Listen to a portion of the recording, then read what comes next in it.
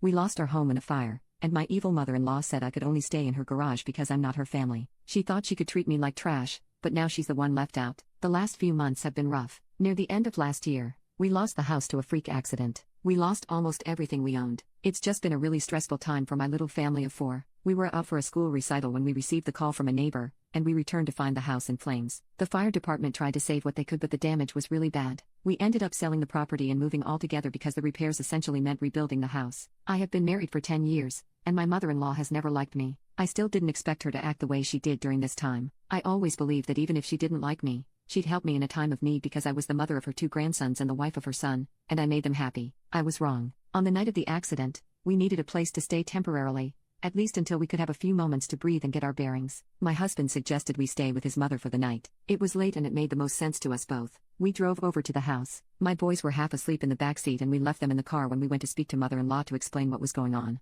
She was very sympathetic initially and said she had no problem with my husband and my son staying, but I would have to make other arrangements. My husband lost it with her and began to yell that she was being unreasonable, and she refused to budge. In her words, I wasn't true family and she'd never blessed our marriage in the first place, so I was not her responsibility. We left and spent the night in our car, and we got a motel the next day. She began calling and inviting us over to stay again, and she said that she'd graciously permit me to stay in the garage for a few days. Again, we didn't take her up on the offer and my husband told her that she was being very disrespectful. My mother-in-law got very angry and said we were spitting on her generosity. She then offered to keep the boys so that they wouldn't need to stay in a motel while we put our lives back in order. Again, we rejected her offer. We heard nothing from her for a few days until we learned that she had been badmouthing me to people. She was claiming that I was tearing the family apart in this time of need with my grudges. From her point of view, she'd opened her house to us in an instant and I turned her down and forced my husband's sons to live in a cheap motel because I didn't like her. My husband set the record straight, but mother-in-law did not ease up. She made an official complaint to the fire department claiming that I had caused the accident purposefully to destroy the house and force the current situation. She said that I was money hungry and had designs on her house and this was all part of my plan to steal her house from under her.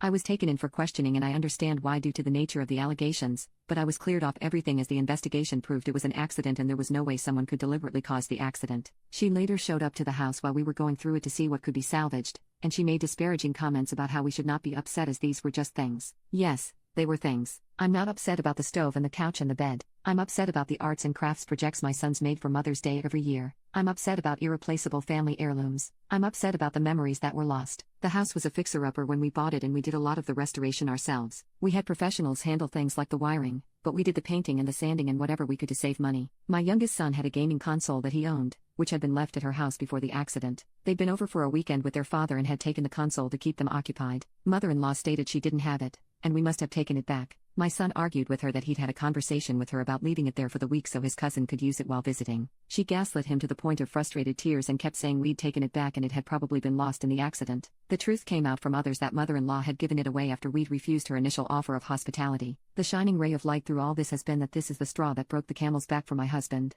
We all went NC after these incidents and a few more, and we cut contact with her shortly before moving to our new place. She has been trying to get our address from family members, but she hasn't had any luck just yet. My husband made it clear that he'd have no problem cutting off anyone else in the family who gave her our address or contact information. If she can't support us when we're at our worst, she doesn't deserve to be there when we're at our best.